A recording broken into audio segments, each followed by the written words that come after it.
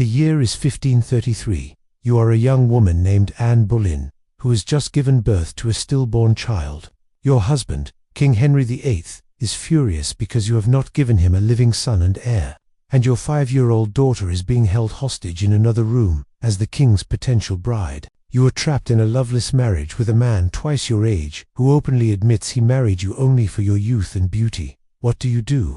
If you are Catherine of Aragon, you submit and wait for another chance to get pregnant. If you are Jane Seymour, you die of a broken heart. But you are Anne Boleyn, and you have only one option: escape. And when the king isn't looking, you slip out of the palace and into the night, disguised as a commoner. You run as fast as you can, dodging nobles and courtiers, all the while praying that you don't trip or fall and reveal yourself. Finally, you reach the safety of a small cottage on the outskirts of town. Here you shed your disguise and collapse in a heap on the floor, sobbing uncontrollably. When you look up, you see a kind-faced woman kneeling beside you, cradling you like a long-lost daughter. She takes you to her home and tends to your wounds, both physical and emotional. Then she does something that you never thought possible. She helps you escape across the Channel to France. In exile in France, you live a simple life as a country girl. You marry a dashing young nobleman and have 2 children of your own. You are happy, but after 7 years, you begin to feel the pull of England and return with your family in disguise. This time you head north to the city of York. Once again, you must avoid the king's men at all costs, but it's worth it because here you will find true love. A young man named Thomas Culpeper, who is everything that Henry is not. He is kind, gentle, and passionate. The two of you fall deeply in love and plan to elope. Unfortunately, you are caught and brought back to London, where you are imprisoned in the Tower of London. Here you face trial for adultery, incest, and treason, all trumped-up charges designed to get rid of you once and for all. You are found guilty and sentenced to death by beheading. As the executioner approaches with his axe, you close your eyes and embrace your fate. This is the end of the story. Unless you are in Boleyn, in which case this is only the beginning.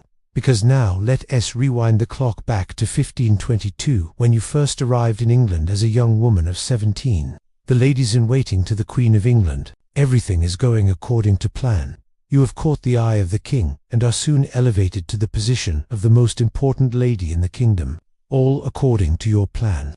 You have no intention of becoming queen, not like Catherine of Aragon, because you know that Henry will never divorce her. Instead, you plan to become the king's mistress and live a life of luxury and comfort, all while secretly plotting to replace Catherine on the throne. And that is exactly what happens when Henry VIII finally tires of Catherine and turns his attention to you. You give him a son, but lose him shortly thereafter.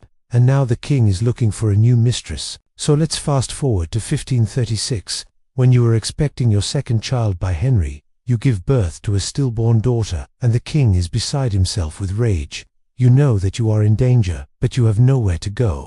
So instead of submitting like Catherine or leaving the country like Jane, you flee to the one place that you believe is safe, the home of your friend, Elizabeth. Together, you hide in a secret room for 6 weeks, eating nothing but bread and water, until you are sure that the coast is clear. Then you emerge from your hiding hole and make your way to the safety of France. You live a simple life there for 7 years, but you never forget your true love, Thomas Culpeper. So when your father, the Duke of Norfolk, arranges for you to marry a French nobleman, you refuse. Instead, you return to England and elope with Thomas.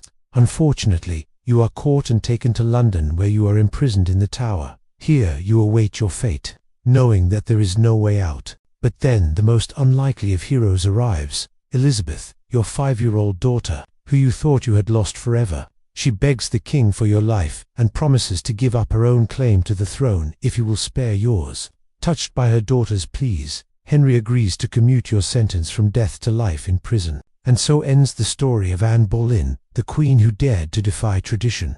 Unless you want to hear more of her story, in which case, stay tuned for part 2.